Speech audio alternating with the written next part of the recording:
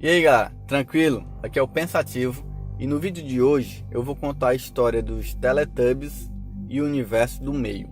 Você já assistiu Teletubbies? Se você é uma criança ou adolescente, muito provavelmente você não assistiu Teletubbies. Mas se você tem por volta de 20 anos a 27 anos, você assistiu Teletubbies na infância com certeza. Eu não gostava muito não, mas assistia porque naquele tempo a gente assistia o que passava. E a gente tava esperando Power Rangers e o que passava antes de Power Rangers era Teletubbies e a gente assistia. Não tinha esse negócio de reclamar de desenho não, a gente assistia o que tinha.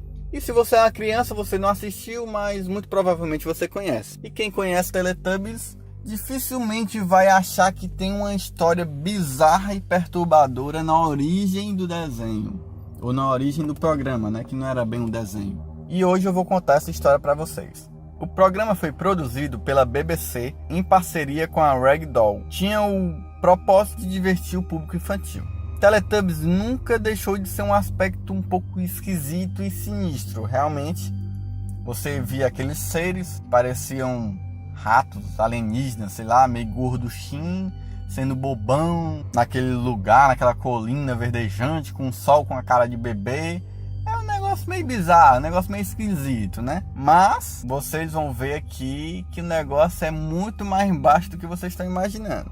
Todas as ideias bizarras assistidas nos 365 episódios que tiveram essa série, 365, saíram da cabeça de Andrew Davenport. E nesse ponto é que a história começa a ficar interessante. Porque o Andrew, ele é o diretor criativo da Ragdoll e um campeão de audiência em todos os programas de sua autoria. Ele ingressou depois de ter terminado a faculdade e o sucesso dele sempre foi muito forte, principalmente na sua cidade natal, Folkestone. Assim como seu lado negro, que é tão obscuro que ele nega veementemente, mas muito porque talvez ele queira esquecer de qualquer forma. Durante sua infância, Andrew teve problemas na escola, sendo obrigado a estudar em um colégio em que era tipo meio que um colégio militar, mas não era um colégio militar como conhecemos aqui não. Era aqueles colégio bem rígido mesmo, e tinha uma fama de maltratar os alunos. Nesse período, Andrew compulsoriamente submeteu ao rigoroso plano de disciplina do colégio. Depois de passar um final de semana numa base militar, ele voltou transtornado. Aquele menino sempre elétrico virou uma criança bem séria e sem expressões. Sempre cabisbaixos pelos cantos, o jovem nunca tocou no assunto abertamente. Chegou a frequentar um psiquiatra para ver se livrava do trauma, mas não deu certo. Com o tempo, o impacto dos acontecimentos da viagem diminuíram até que se anularam nas profundezas da alma de Andrew. Tudo aquilo ele guardou para si e tudo aquilo que ele passou lá, ele enterrou e não gostava de tocar no assunto. Depois de um tempo, foi para a universidade, terminou a universidade, começou a fazer os seus programas e decidiu colocar as ideias no papel. E criou o programa dos Teletubbies. Agora adulto, ele apresentava o programa aos executivos da BBC. O projeto para esse programa infantil, tudo muito bom, muito simples, tranquilo, deu tudo certo. Em um certo dia, Andrew foi a uma festa com toda a sua equipe do programa. Ele acabou bebendo demais e terminou num estado totalmente deplorável. Só que no meio daquela choradeira, ele começou a contar uma história que ele jamais tinha contado antes, sobre a tal Operação Meteor, aquela lá do programa que ele foi submetido a passar final de semana e tudo mais. Segundo suas palavras, durante a viagem feita no colégio militar, quando ele tinha apenas 13 anos de idade, Andrew e seus colegas terminaram submetidos a um experimento de uma operação chamada pelos militares de Meteor.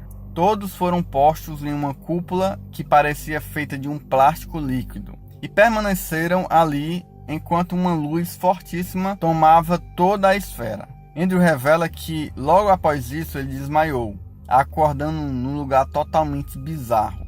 Nesse lugar, nada parecia fazer muito sentido. Leis da física não eram respeitadas e as criaturas que habitavam o local não tinham nada a ver com qualquer animal que habitava o nosso planeta. Eram seres parecidos com ratos humanoides, com cerca de 2 metros de altura, vestindo roupas metálicas e com antenas em cima das cabeças. Na região do abdômen desses seres havia um display que demonstrava tudo aquilo que eles pensavam e até mesmo o que Andrew pensava.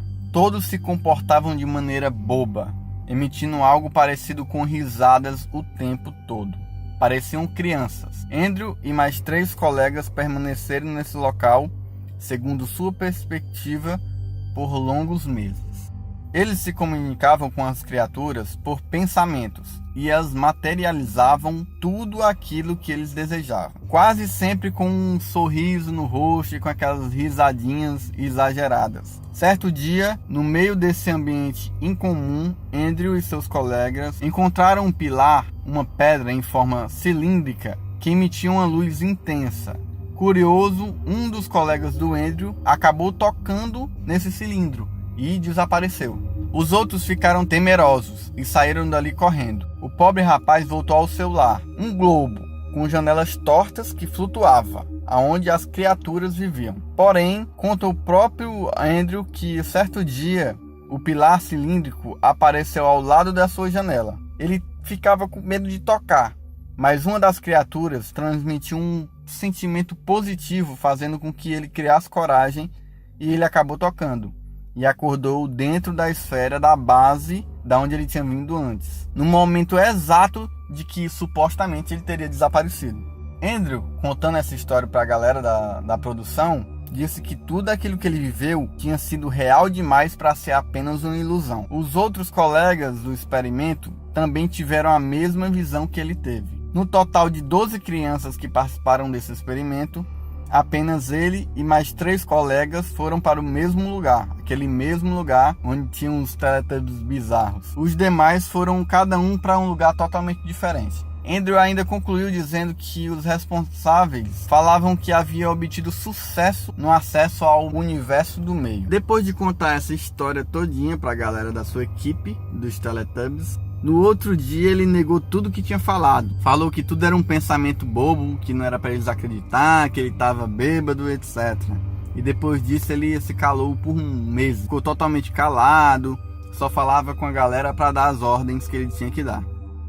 Depois de um tempo, uns estudiosos da teoria das cordas revelaram que poderia existir um mundo entre 2 universos paralelos, um lugar onde as leis da física que conhecemos não se aplicariam.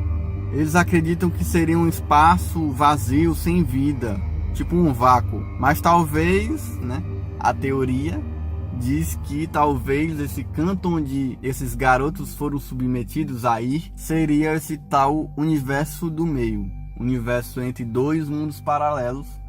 Seria esse universo bizarro onde tinha essas criaturas que nem os Teletubbies, com TV aqui na barriga e as antenas em cima da cabeça. E essa é a teoria segundo o que o pessoal diz, segundo a história que o Andrew, criador dos Teletubbies, contou quando estava bêbado. E talvez ele tenha sido um dos primeiros seres humanos a visitar o mundo do meio.